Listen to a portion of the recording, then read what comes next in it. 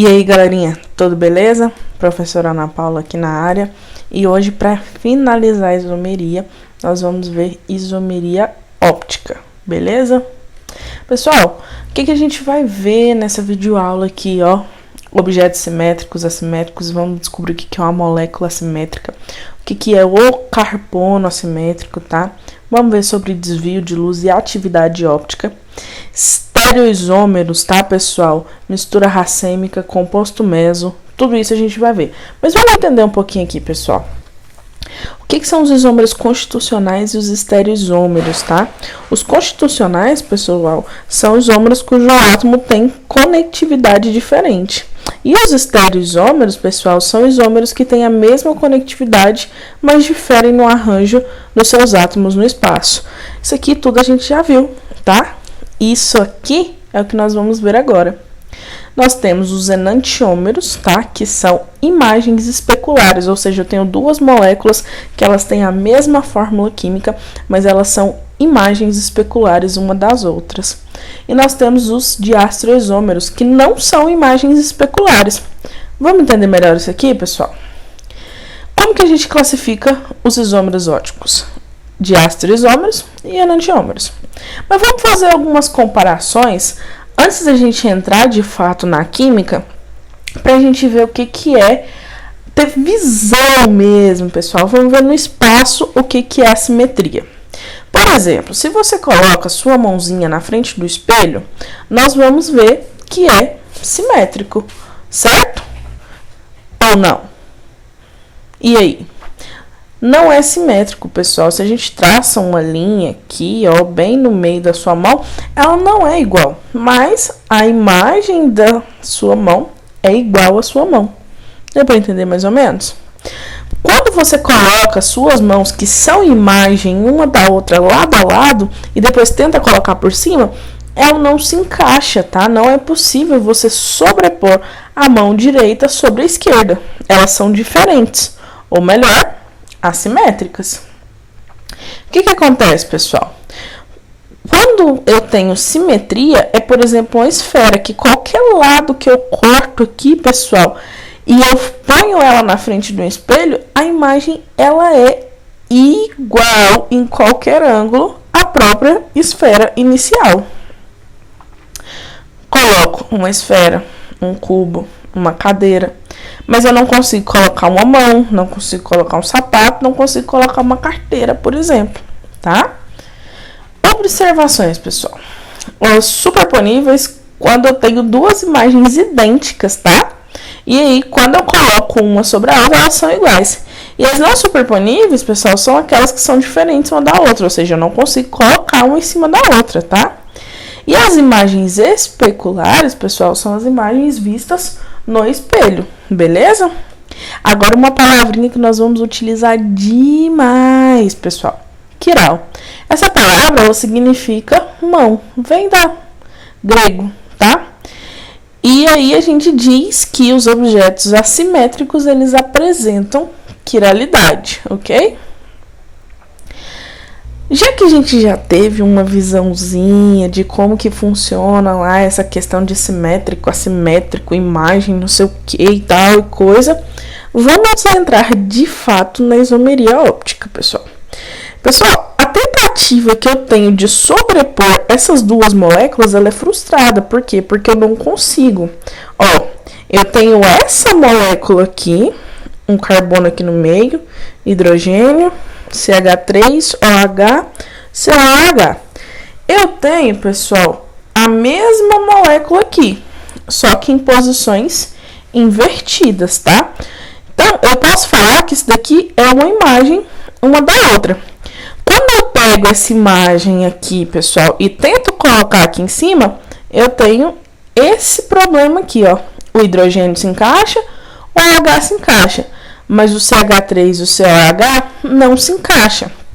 E isso, pessoal, quando acontece, a gente fala que tem assimetria ou quiralidade, ok? Pessoal, isomeria óptica. Isso quer dizer que existem dois tipos de ácido lático? Ácido lático é essa molécula aqui, tá bom? Quer dizer que existem dois tipos de ácido lático? Sim. Por exemplo, existe um tipo de ácido lático que é produzido no leite e outro nos músculos, quando a gente tem cãibra. O carbono assimétrico, pessoal, ele é um átomo de carbono saturado, ou seja, ele tem hibridização sp3, não faz nenhuma ligação dupla, que apresenta 4 grupos de ligantes diferentes ligados a ele. Com essa estrutura, pessoal, a molécula não apresenta nenhum plano de simetria e a sua imagem especular terá uma estrutura não coincidente, que é aquilo que a gente viu no slide anterior. Esse carbono aqui, ó, pessoal, ele está fazendo ligação com um carbono, com um hidrogênio, um cloro e um flúor. Então, ele é um carbono quiral, ok? Ou um carbono assimétrico. Esse carbono aqui, ele está fazendo ligação com um carbono, mas ele está fazendo ligação com 3 hidrogênios. Então, ele não é quiral. Pessoal, o carbono quiral, ele sempre vai estar ligado a 4 grupos de ligantes diferentes, tá? Tá aqui, ó, CH3, COH, OH e H.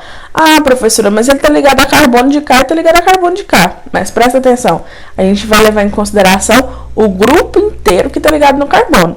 Aqui é carbono e carbono? Sim. Só que esse carbono, ele é um CH3 e esse carbono aqui, ele é um COH, tá? Então, no afindar da molécula observada como um todo, ela é uma molécula assimétrica por causa desse carbono quiral aqui. Ó, coloquei aqui de cores diferentes para vocês terem uma ideia. Pessoal, a molécula assimétrica é aquela que possui um carbono assimétrico, tá?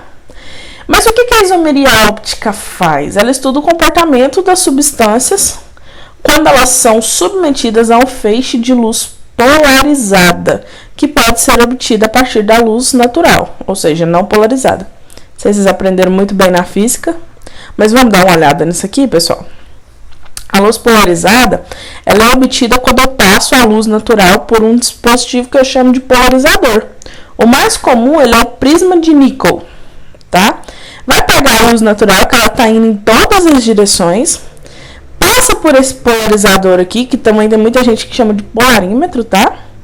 E aí, ela vai passar aí numa direção apenas. Isso é luz polarizada, ok?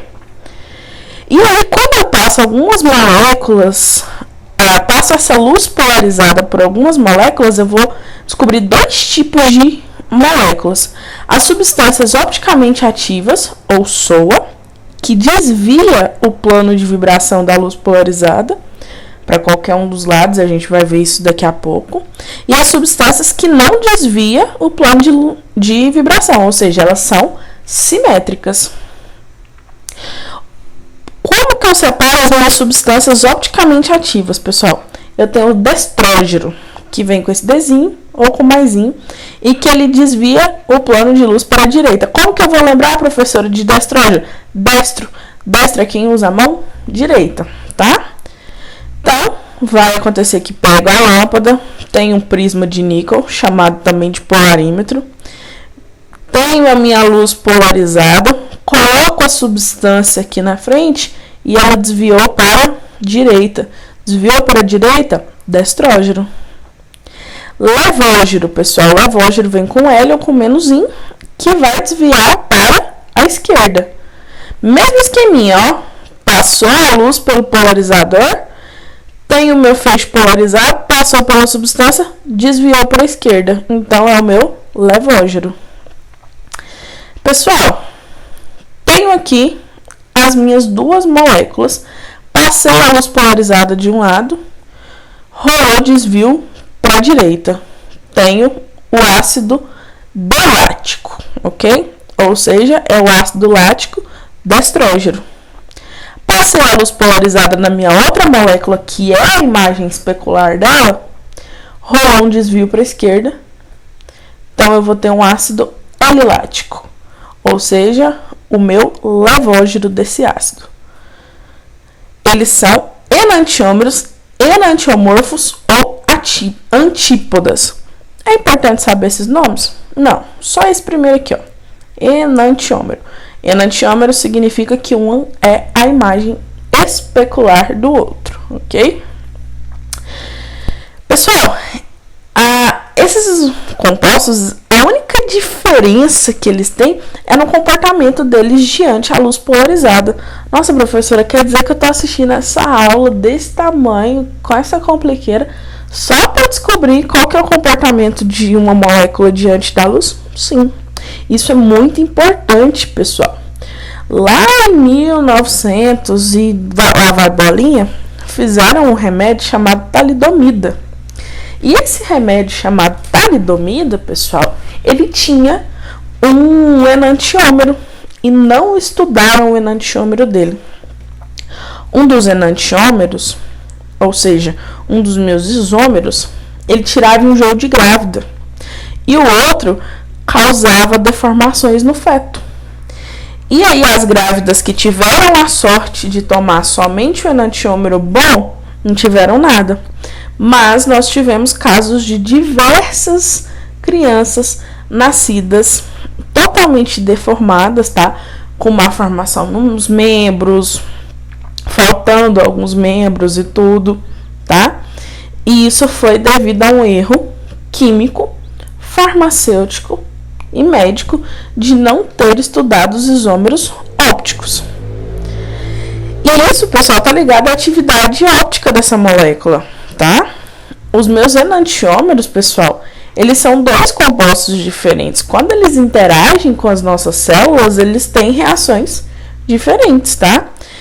Como que são moléculas diferentes? Eles não se sobrepõem, pessoal. Então, a interação com as nossas células são diferentes. E aí, pessoal, a gente ainda tem um probleminha aqui. Quando eu passo a luz polarizada por uma determinada quantidade de substância, e se ela for equivalente dos dois enantiômeros, não vai desviar a luz. Por quê? Porque aqui ó, tem a mesma quantidade do destrógeno e do levógeno, e isso eu chamo de mistura racêmica ou racemato, que foi o que aconteceu com a talidomida, tá? Eles tinham exatamente a mesma quantidade. Quando passaram a luz polarizada e não desviou, então eles não estudaram a possibilidade de ser uma mistura racêmica, tá? E, pessoal, no caso do ácido lático, ele forma uma mistura racêmica, tá? Nós temos os isômeros opticamente ativos e os isômeros opticamente inativos, tá? Com apenas um carboninho quiral aqui, ó, no meio dessa molécula. Olha o estrago que faz não saber um pouco de química, hein? Pessoal, todo composto quiral, ele apresenta atividade óptica, ou seja, ele possui a capacidade de desviar o plano de luz polarizada, tá? Então, eu tenho aqui, ó, se eu tenho um carbono quiral nessa molécula, eu vou ter carbono quiral na imagem especular dela. E cada uma dessas moléculas vai desviar a luz para um lado. Você vai, coloca uma molécula em cima da outra, e as moléculas que não possuem o plano de simetria, eu tenho um par de enantiômero, tá? Mas isso daqui é para uma outra aula muito mais aprofundada. Só para vocês saberem que existe a possibilidade, por exemplo, delas serem sobreponíveis. Como que eu calculo os isômeros ópticos que eu tenho? É uma continha muito simples, pessoal. 2 elevado a n é igual a quantidade de isômeros, tá? Como que eu sei? O que é esse n? Esse n são os carbonos quirais, tá? A gente usa esse asterisco aqui para poder marcar os isômeros, os carbonos quirais dentro de uma molécula. Eu tenho ácido lático, pessoal. O ácido lático, ele tem um carbono quiral apenas. Então, eu vou pegar aqui, ó, 2 elevado a n. Um carbono, vou substituir n por 1. Então, 2 elevado a 1 é igual a 2. Isso significa que eu tenho 2 isômeros ativos, um destrógeno e um levógeno, tá? Para eu saber quantos são inativos, se tem mistura racêmica, eu tenho 2 elevado a n menos 1. 2 elevado a 0 é 1. Então, eu tenho um total de 3 isômeros aqui, ó. 2 ativos e 1 inativo. Mas vai ser cobrado de vocês, pessoal, só a quantidade de isômeros ativos, ok? Por exemplo, vamos ver o número de isômeros que eu tenho aqui, ó. Aqui, pessoal, como que eu sei que esse carbono é quiral? Ó, ele tá ligado no H, CH3, no hidrogênio, e nessa galera aqui, ó. Então, ele é quiral. Esse daqui tá ligado no hidrogênio, nessa galera aqui, no CH3, e nessa outra galera aqui. Então, ele também é quiral. CH2, CH3, C dupla, C tripla, nunca vai ser quiral, ok? Então, 2 elevado a N é igual a 2 elevado a 2, então eu tenho 4 isômeros ativos. E aqui eu tenho mais 2 isômeros inativos. Opa. Tenho mais 2 isômeros inativos, então eu vou ter um total de 6 isômeros. Galerinha, fica para vocês aí que vocês têm que fazer as atividades, colocar tudo em dia. Qualquer dúvida, pode me chamar no WhatsApp, vou estar disponível para vocês, tá? Aquele beijo e tchau, tchau.